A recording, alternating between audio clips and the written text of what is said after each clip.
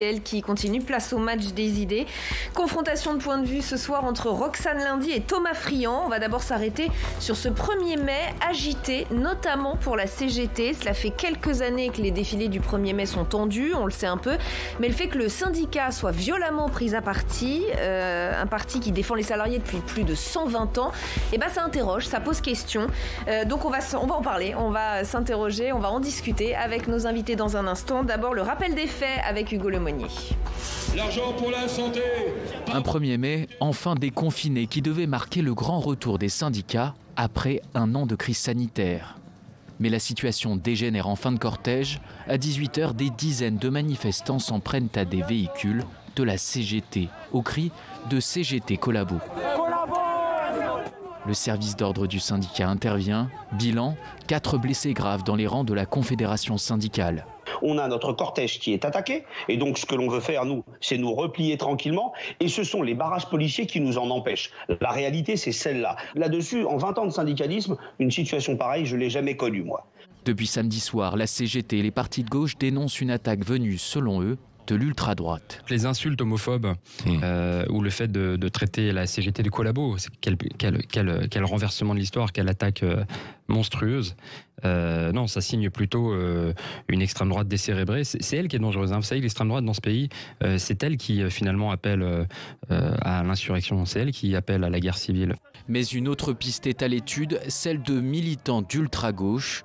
Une hypothèse tout à fait crédible selon ce spécialiste des mouvements sociaux. Et c'est un courant qui, historiquement, a toujours été profondément et totalement anti-syndical, opposé aux syndicats, considérant que la CGT ou FO et les autres sont constitués de ce qu'ils appellent des collabos de classe. Et donc, ils considèrent que les syndicats sont non pas les défenseurs de la classe ouvrière, mais les ennemis de la classe ouvrière.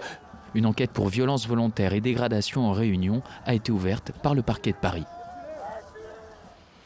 Avec nous pour le match des idées ce soir, Roxane Lundy, bienvenue. Vous êtes membre de la direction nationale de Génération, vous êtes conseillère municipale à Beauvais, vous êtes sur la liste de Karima Deli au régional dans les Hauts-de-France, c'est bien ça. Thomas Friand est également avec nous, bienvenue. Vous êtes directeur général de l'Institut Open Diplomacy, vous êtes membre de La République En Marche, bienvenue à tous les deux. Si on va un petit peu plus loin que les condamnations qui pleuvent depuis 48 heures, s'en prendre à la CGT, Roxane Lundy, c'est s'en prendre à un symbole, non? Qu'est-ce que ça dit du climat qui règne dans notre pays? C'est absolument terrible. Enfin, ces images sont bien sûr intolérables, mais c'est vrai que voir les militants syndicaux de la CGT traités ainsi, ça en dit aussi long sur le climat malheureusement qui existe aujourd'hui dans notre pays. C'est pas anodin d'aller s'en prendre à des syndicalistes qui sont ceux qui se battent justement pour défendre nos conditions de travail, qui se battent pour aujourd'hui avoir de nouvelles conquêtes sociales. Mais alors c'est quoi? C'est une crise de confiance, une crise de légitimité même de la CGT? Je dirais même pas ça. Je dirais que ça va plus loin, que ce qui s'est passé aujourd'hui doit nous interroger encore plus sur la politique de maintien de l'ordre qui est aujourd'hui mise en œuvre par le gouvernement, par le ministre de l'Intérieur et par le préfet de police. Je le dis très gentiment, très simplement. J'ai manifesté à Beauvais samedi, en toute convivialité, tout s'est très bien passé. Et je constate quand même qu'année après année, nous avons des manifestations qui ont toujours été des manifestations pacifiques, qui finissent maintenant dans les gaz lacrymogènes, avec des images absolument terribles. Et tout ça, c'est aussi lié à la politique aujourd'hui de maintien de l'ordre du gouvernement et du préfet de police, qui est M. Lallemand, qui aujourd'hui assume d'aller aussi envoyer les policiers dans la confrontation face à des militants qui sont aussi pour beaucoup des militants pacifistes.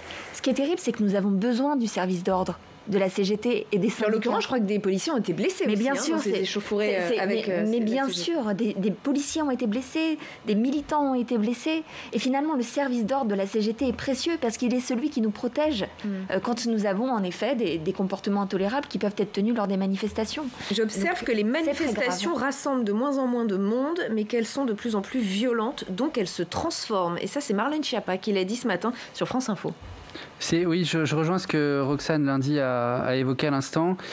C'est extrêmement grave et je dirais même plus que ça, moi ça me fait peur en fait. Parce qu'on aborde une phase électorale où le débat public a besoin de se dérouler. Le droit de manifester fait pleinement partie de notre Constitution et il fait pleinement partie des droits civiques qui permettent d'exprimer une forme d'opinion politique. Et il est terrifiant de voir que, alors j'ai pas tout à fait les mêmes analyses des causes que Roxane Lundy sur le sujet. C'est pas le service d'ordre pour vous? Non, il est indispensable qu'une politique de maintien de l'ordre permette le bon déroulement de droit de manifester, ça n'y a absolument aucun doute là-dessus. Il est absolument indispensable aussi que les manifestants puissent se doter d'un service de maintien de l'ordre qui permette le bon déroulement des choses. En l'occurrence, il me semble que les faits qui sont très chauds sont très flous. Pour les mieux informés d'entre nous qui lisent Le Monde, on voit que c'est un groupe d'individus indistincts dont certains se revendiquent des Gilets jaunes qui ont commis ces violences. Christophe Bonseiller, dans le sujet du Lemonnier, dit que c'est l'extrême gauche. Voilà, en partie contre la CGT, en partie contre les forces de l'ordre. Moi, je ne suis pas ni un expert des services de maintien de l'ordre et encore moins un journaliste qui a enquêté sur le sujet, donc je ne m'exprimerai pas sur les causes exactes de cette forme de violence-là. En revanche, ce qui m'inquiète profondément, c'est qu'à n'en pas douter, on ne peut pas avoir une élection présidentielle et encore moins une élection régionale qui se déroule dans un tel climat de violence, et de violence en particulier vers les forces sociales. Parce qu'on le sait, c'est ça qui interroge. Cette crise pandémique est une crise terrible pour l'emploi, une crise terrible pour l'économie. On sera nécessairement après dans une phase de transition écologique qui nécessite le dialogue social pour accompagner, pour fluidifier la transition. Et on ne peut pas avoir comme ça la CGT, même si elle a perdu de sa superbe aux élections professionnelles, on ne peut pas avoir comme ça une forme de violence. Les résultats aux élections professionnelles et la légitimité syndicale n'expliqueront jamais une forme de violence, ni vers les forces de l'ordre, ni vers la CGT. Donc moi, je ne comprends pas cette forme de violence, et il me semble que unanimement, quelles que soient les forces politiques qui discutent de ce sujet, il faut condamner sans aucune réserve les auteurs de ces violences. Non, mais au-delà de la condamnation, il faut peut-être quand même aller un peu plus loin. Il faut essayer de savoir pourquoi ces hommes et ces femmes s'en prennent si violemment. Benjamin Amar, qui était sur place, qui est de la CGT, a dit en 20 ans de syndicalisme, une situation pareille, je ne l'ai jamais connue. Alors, encore une fois, au-delà des condamnations, il faut peut-être chercher les causes pour les combattre. Mais parfaitement. Et d'ailleurs, les propos de Madame Schiappa, je les trouve aussi assez scandaleux. Parce qu'aujourd'hui, si nous sommes aussi de moins en moins nombreux à être en manifestation, c'est parce que désormais, lorsque nous allons en manifestation, eh bien, il n'est pas rare de repartir avec les yeux rouges après s'être pris du gaz lacrymogène dans les yeux, alors que le 1er mai, c'est une manifestation où on vient avec ses enfants, où on vient avec ses petits-enfants fêter, un brin de muguet à la main, voilà, nos conquêtes sociales, tout simplement. Et donc, ce qui est terrible, c'est que oui, la politique de maintien de l'ordre est aussi en jeu. Parce que cette politique de maintien de l'ordre doit permettre à tous les manifestants de venir dans un cadre apaisé, rassurant, manifester en toute convivialité. Alors ces images, elles sont terribles, mais il faut aussi, et je lance vraiment un vrai signal d'alerte, mais aussi s'interroger sur le discours qu'on a. Alors je dis si je défends bien sûr la CGT, mais les discours qui sont tenus par des responsables politiques sur les syndicats, qui alimentent aussi un discours anti-syndical, qui fait que les syndicalistes sont vus par certains comme étant responsables de tous les maux. C'est scandaleux. Heureusement qu'on a la CGT, heureusement qu'on a ces syndicats qui se mobilisent, qui étaient dans la rue contre les ordonnances Pénicaud, qui ont encore attaqué nos droits sociaux. Heureusement que nos syndicats sont là au quotidien pour lutter contre l'explosion des burn-out, par exemple, les conditions de travail qui se dégradent, qui n'ont pas toujours été très simples dans un contexte de Covid à mettre en place, et qui sont finalement cette vigie et en tout cas ce relais de conquête sociale si précieux et essentiel. Je voudrais qu'on reparle à présent d'un autre sujet, un sujet très politique, et on en a parlé dans le débat juste avant votre arrivée, c'est cette alliance en PACA qui fait trembler la droite. Renaud Muselier a perdu l'investiture LR après avoir reçu le soutien de La République En Marche. Depuis, il est accusé de tous les maux. Il risque même l'exclusion de son parti. Une décision devrait être prise demain matin. Le président sortant nie toute trahison et dit combattre le Rassemblement national. Il promet d'ailleurs de ne pas intégrer de ministres ou de parlementaires dans sa liste. Avant de vous demander ce que vous en pensez, on va accueillir dans ce match Philippe Dominati. Bonsoir. Vous êtes sénateur de Paris, apparenté au groupe LR, tout est dans le mot apparenté, vous êtes quand même relativement libre de votre parole ce soir. Vous le condamnez, vous, Renaud Muselier ? Non, je ne le condamne pas dans la mesure où on pourrait peut-être même le féliciter, parce que celui qui fracture la majorité présidentielle, c'est lui. C'est pas lui qui monte dans les bagages de la majorité présidentielle, c'est l'inverse. C'est un président sortant qui a un bilan et qui essaye de rassembler le plus large possible. Donc je ne comprends pas l'émoi, je dirais, de certains membres de ma famille politique, dans la mesure où ce qui compte, c'est l'efficacité. Qu'est-ce qu'ils veulent ? Ils veulent faire passer cette région auprès du Rassemblement national. Je rappelle que dans cette région, il y a 6 ans, ce n'est que le retrait de la liste socialiste de M. Castaner qui avait permis à M. Estrosi de l'emporter. C'est ça la réalité. Alors les alliances de ce type, elles ont déjà eu lieu. Monsieur Muselier risque l'expulsion, mais Madame Pécresse, présidente de région, a quitté LR. Monsieur Xavier Bertrand, président de région, a déjà quitté LR. Si c'est une nécessité pour que cette région reste dirigée par la droite, eh bien, LR a qu'à l'exclure.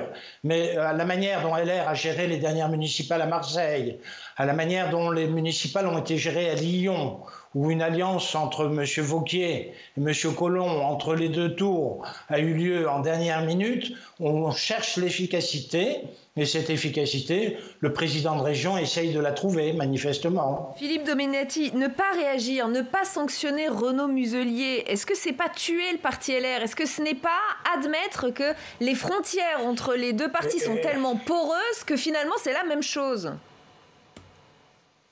Non, elles ne sont pas poreuses. Pour moi, le gouvernement, je suis dans l'opposition nationale au Parlement, et pour moi, ce n'est pas la même chose. Par contre, je fais une distinction entre l'efficacité, lorsqu'il y a quelqu'un qui est proche de moi, politiquement, c'est-à-dire de la droite modérée, qui a toujours été un candidat de droite, comme M. Estrosi d'ailleurs. Pourquoi vouloir à tout prix se déchirer? Vous comprenez, il y a un mois, LR se déchaînait face à Xavier Bertrand. Bon, ils ont le droit, mais qu'ils proposent quelque chose. Aujourd'hui, ils se déchaînent contre M. Muselier. Dites-moi quel est le candidat qui prépare les présidentielles à LR avec le soutien de cette formation politique, en dehors de repousser à chaque fois le débat. On veut repousser le fait de savoir s'il y a des primaires ou pas de primaires. On veut mettre la poussière sous le tapis. En réalité, on ferait mieux de travailler sur un programme qui nous rassemble plutôt que sur des divisions qui, mois après mois, s'accumulent entre les différents ténors de cette formation politique. Philippe Dominati, est-ce que vous diriez qu'il y a deux droites irréconciliables au sein du parti LR, que c'est un parti fracturé? Oui, elle est fracturée parce qu'il manque un leader qui soit capable de rassembler et de faire la synthèse, comme avaient su le faire les présidents de droite lorsque la droite était au pouvoir, c'est-à-dire un parti avec une morale gouvernementale. Et là, on voit très bien qu'en réalité, les critiques qui sont faites ne peuvent aboutir qu'à une seule chose, c'est faire basculer cette région pour le Rassemblement national. Si c'est le but de ces divisions, c'est regrettable. Je ne sais pas si c'est la bonne tactique employée par M. Muselier de faire une alliance dès le premier tour. Mais il faut se poser la question, quelle est l'attitude de LR au second tour? Est-ce que si on se trouve face à le Rassemblement national et M. Muselier, on accepterait cette alliance? Alors je pense que c'est une question de transparence et de clarté vis-à-vis des électeurs, de le faire un peu à l'avance, plutôt que de le faire entre les deux tours, comme je l'ai cité tout à l'heure, à Lyon, au municipal, où en l'espace d'une semaine, on essaye de raccommoder, de trouver une coalition qui ne peut pas fonctionner, parce qu'il faut être transparent vis-à-vis des électeurs. Évidemment, ça ne m'emballe pas, ce flou qui consiste à dire régionalement, on pense qu'il vaut mieux faire cette alliance. Mais il faut aussi choisir l'adversaire ou l'allié de demain. Je pense que cette alliance peut fonctionner comme elle peut fonctionner dans d'autres régions. Madame Pécresse fait bien une alliance avec le MoDem qui fait partie de la majorité présidentielle. Vous savez comme moi que les élus du MoDem, qui font partie de la majorité régionale, ont considéré que Madame Pécresse avait un bilan plutôt positif et donc font une alliance. Pourquoi LR ne condamne pas? Alors dans ces conditions, il y a deux poids, deux mesures. Et moi, ce qui me gêne, par contre, c'est qu'une alliance faite avec celui qui aurait été éventuellement le Premier ministre de Marine Le Pen aux dernières présidentielles, M. Dupont-Aignan, ailleurs en France. En réalité, LR n'a plus de direction. Depuis quelque temps, ça s'est vu au municipal, ça se voit au régional. Ce qui se passe en PACA, ce n'est pas une surprise. C'est quelque chose qui était prévisible.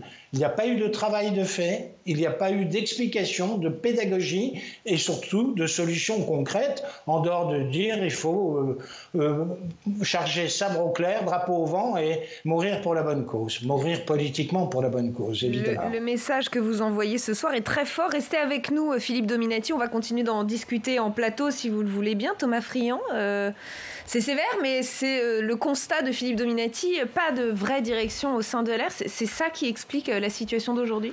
Ça fait longtemps que ça l'explique. Ce parti est devenu un parti canard sans tête depuis longtemps, depuis qu'ils ont été incapables de se mettre d'accord sur les résultats de la primaire une fois, 2 fois, sur la façon dont il fallait gérer l'affaire Fillon, une fois, 2 fois. Enfin bref, c'est la droite du LOL aujourd'hui, les Républicains. C'est-à-dire qu'on a Xavier Bertrand qui a été élu sur un front républicain, qui doit tout à ce que la gauche lui a légué pour battre Marine Le Pen et qui a le culot de se présenter aux élections régionales en même temps qu'il veut se présenter aux élections présidentielles en disant « je veux rassembler le plus large possible » et quand son voisin du Sud rassemble, il lui crache au visage. Dans la région PACA, c'est la même chose. Je rappelle juste un fait qui semble échapper à de nombreux commentateurs. Le candidat du Rassemblement national dans cette région, qui c'est ? Thierry Mariani. C'est qui Thierry Mariani ? Un ancien LR. C'est un ancien républicain. Et qui est son meilleur soutien ? Éric Ciotti, qui affiche aux yeux de tous qu'il n'y a absolument aucune différence entre les Républicains et le Rassemblement national, si ce n'est l'art de gouverner. Sachant que le candidat du Rassemblement national est un ancien ministre LR qui a gouverné. Je m'excuse, mais là, je vois plus du tout la différence. Donc, épargnons-nous ces faux débats. On a un rassemblement qui a vocation à faire tenir cette région qui est extrêmement fragilisée par la crise du coronavirus sur un socle de valeurs qui s'est bâti et qui s'est bâti aussi dans l'histoire de cette région déjà extrêmement exposée au risque d'extrême droite, comme ça a été rappelé à l'instant, par un désistement dès les dernières élections régionales pour favoriser un barrage au Front National. Je pense que cette droite du LOL, elle a fait son temps, elle est parfaitement incohérente. Si on prend chaque région, on voit que la difficulté est absolument identique. Valérie Pécresse qui a un morceau de sa liste qui vient de la majorité présidentielle, Xavier Bertrand qui fera tout pour rassembler et qui d'ailleurs appelle constamment au rassemblement, etc.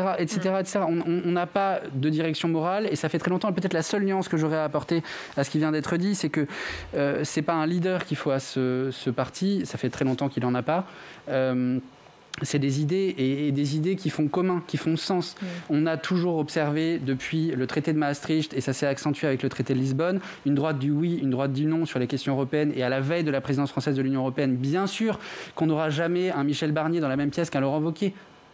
Je rappelle qu'ils étaient candidats l'un contre l'autre aux dernières élections régionales pour la région Auvergne-Rhône-Alpes, et ils ont tous les deux des ambitions présidentielles. Donc arrêtons ces faux débats. Enfin, un leader, ça peut aider. Du temps de Nicolas Sarkozy, cette grande clarification. Oui, mais enfin, Nicolas Sarkozy, il a perdu 2 fois quand même. Il a perdu l'élection présidentielle et puis après, il a perdu la primaire. Tout le monde était en rang derrière lui. Et après, il a perdu l'élection primaire pour revenir à l'élection présidentielle contre son ancien Premier ministre. Donc, c'est amusant. Mais cette grande clarification, c'est la fin des grandes compromissions. Il est temps, allons de l'avant. Je ne sais pas si c'est amusant, Roxane Lundy. Non, mais si, c'est presque amusant parce que oui, aujourd'hui, on a un coup de com'. On a un coup de com' qui est fait de la part des Républicains, je l'entends. Mais aujourd'hui, LREM et LR, c'est quand même bonnet blanc et blanc bonnet. Dans les politiques qui sont mises en œuvre, quelle différence majeure y a-t-il eu ces derniers temps entre la politique appliquée par le gouvernement et le président de la République et celle que nous aurions eue de la part de n'importe quel dirigeant des Républicains? Honnêtement, je mets au défi quiconque de venir nous les expliquer. Et très concrètement... C'est vrai qu'il y a une forme d'hypocrisie. Enfin, aux élections municipales, il y a eu dans presque toutes les villes de France des alliances entre LREM et LR. Dans ma ville, à Beauvais, dès le premier tour, La République En Marche et les Républicains étaient unis.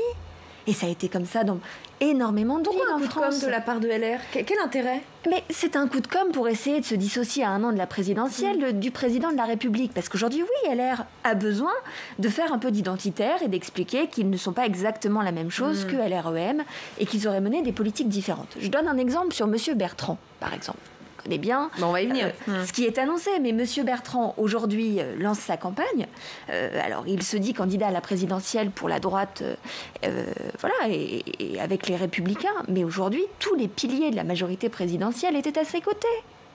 Il était avec la maire d'Amiens, qui était soutenue par La République En Marche, qui est aujourd'hui la tête de liste dans son département. Le pilier de la majorité présidentielle, c'est le président de la République. Il n'est pas candidat aux côtés de Xavier Bertrand. Vous faites une caricature qui est un tout petit peu légère. Parce que mais là, c'est une divergence de point de vue, parce que je pense qu'il n'y a pas qu'un seul pilier en politique. Je pense qu'il y a toujours un collectif. Vous avez l'esprit de nuance, et je pense qu'il est important de l'avoir. Et quand on voit la politique de santé de Xavier Bertrand, ministre de la Santé, qui applique la tarification à l'acte, qui met l'hôpital public dans l'état que l'on connaît, et quand on voit le Ségur de la Santé, qui est une revalorisation, un réinvestissement dans l'hôpital, une revalorisation de toutes les bas salaires des fonctions publiques du soin, on ne peut pas faire des comparaisons. Donc, je vous pose une question. Y a-t-il encore des fermetures de lits ? Y a-t-il encore des fermetures de lits ? dans les hôpitaux. Mais il faut bien sûr qu'il y en a encore parce qu'il y a une réorganisation. C'est donc la même idéologie qui est mise en place, c'est la même application. Il me semble pas parce qu'il y en a aussi dans les régions qui sont gouvernées par le Parti socialiste, qui sont vos alliés. Il y en a aussi dans la région Nouvelle-Aquitaine. Il y en a aussi dans la région Bourgogne-Franche-Comté. C'est encore, comme vous l'avez dit, dans le cadre du Ségur, c'est encore des discussions qui sont aussi menées au niveau gouvernemental. Pas du tout, parce qu'au contraire, il y a des quantités de lits qui ont été réouverts en réanimation, des capacités qui ont été doublées. Donc il me semble qu'il faut avoir un esprit fin. Je pense que c'est ça qui fait un peu défaut malheureusement à cette gauche qui n'a pas réussi à se rassembler parce qu'elle n'arrive pas à trouver des points de convergence. Là, on a des points de convergence on a des convergences depuis 2017 et depuis un peu avant entre des progressistes qui viennent d'une droite social-libérale et des progressistes et des progressistes qui viennent d'une droite social-démocrate qui ne se retrouvent plus dans le maelstrom de la gauche post-universaliste d'aujourd'hui. Et donc oui, ça vous ennuie qu'il y ait un centre très fort en France parce que ça vous ennuie. Mais vous parlez d'un centre très fort. Vous parlez d'un centre très fort et en même temps vous théorisez très clairement le fait qu'aujourd'hui il y a une alliance avec la droite de les Républicains. La réalité, c'est que nous voyons bien dans les politiques, et c'est très intéressant dans le débat public. Il y a quelques années, quand le président de la République est arrivé, il nous disait « je suis ni de droite ni de gauche ». Qui croit encore aujourd'hui que le président de la République est ni de droite ni de gauche? Il suffit de voir d'ailleurs les sondages quels qu'ils soient, la prise d'opinion. La réalité, c'est que pour tout le monde, le président de la République est un président. C'est un président de droite, avec un Premier ministre de droite et une majorité avec un gouvernement qui est un gouvernement de droite. Je ne vous comprends pas parce que quand on prend toute la séquence depuis le début de ce quinquennat, que ça soit sur l'hôpital, que ça soit sur la justice, que ça soit sur la santé, que ça soit sur le climat. Je veux dire, on est dans cette génération, puisque vous êtes sensible aux questions environnementales, vous le savez très bien, comme moi, on a à peu près, je pense, le même âge, on est dans cette génération qui fait face au concret de la transition écologique. Qui a fermé toutes les centrales à charbon françaises? Qui a fait une loi de programmation de l'énergie qui nous permet de voir à long terme pour développer un mix énergétique qui dépasse le nucléaire?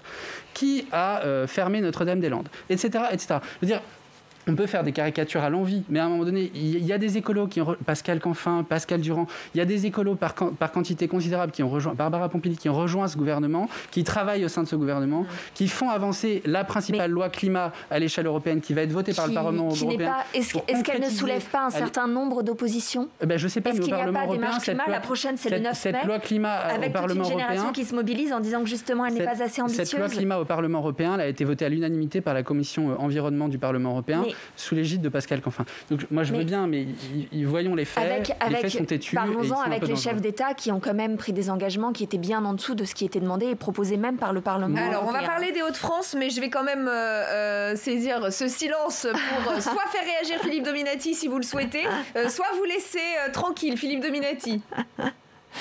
Oui, je voudrais revenir sur mon introduction parce que j'entends les commentaires. Encore une fois, c'est une politique menée par la droite en PACA, et ceux qui rallient la candidature et le projet de Renaud Muselier, ce sont des alliés. C'est pas l'inverse qui est en train de se produire. En réalité, il y a une dynamique qui a été faite, et cette dynamique, c'est l'élargissement et le rassemblement du plus grand nombre. C'est ça qui compte. Lorsqu'il y aura des gens de la droite dont je fais partie, dont je m'oppose à la politique du gouvernement au Parlement, qui va rassembler le plus possible, je suis toujours favorable à cette disposition parce que c'est le seul moyen pour le pays de changer de politique en évitant d'une part Marine Le Pen et d'autre part la continuité d'un pouvoir qui est un pouvoir venant quand même à l'origine essentiellement par l'Assemblée nationale du Parti socialiste. Alors peut-être que vous allez rester avec nous parce que le troisième chapitre peut vous intéresser aussi. On va parler des Hauts-de-France, Philippe Dominati. Si vous avez le temps, restez avec nous. RTL a publié un sondage BVA avec Orange ce matin, un sondage assez intéressant. Voilà ce qu'on peut en retenir. En tout cas, voilà ce que moi j'en ai retenu. Xavier Bertrand arriverait en tête avec 33% des intentions de vote. Mais attention, suivi de très près, regardez, par Sébastien Chenu qui obtiendrait lui 31% des intentions de vote. La gauche rassemblée derrière Karima Delli serait à 17% des intentions de vote, et le candidat En Marche, Laurent Pietraszewski, serait à peine à 10% pour gagner. Xavier Bertrand aurait a priori mathématiquement besoin d'une alliance avec La République En Marche au second tour. Pas question, répond le président sortant. Écoutez. Même projet, même liste, premier et deuxième tour. Donc même pas pour du premier tour, pas d'alliance non plus. Pas d'arrangement, pas de confusion. Est-ce qu'ils vont proposer? Ça ne risquait pas. 1. Ils connaissaient par avance la réponse. Non.